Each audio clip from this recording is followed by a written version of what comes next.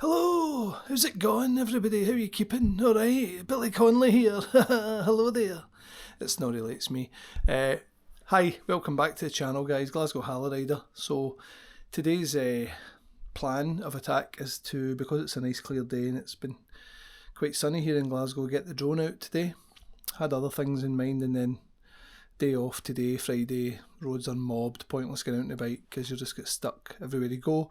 So I thought, let's get the Atom drone back out after its last little look over at the Clyde and stuff. Let's get it more inland and get it over to the site of the now brought down Wyndford flats in Maryhill.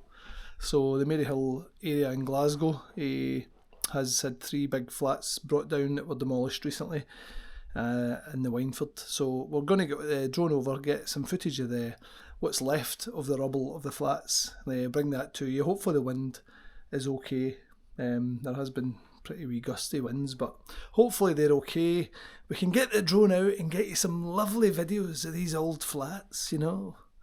So come with us on this journey while the Atom drone surveys the mess that has been left of the mess that was in the Wyndford in Glasgow and Maryhill.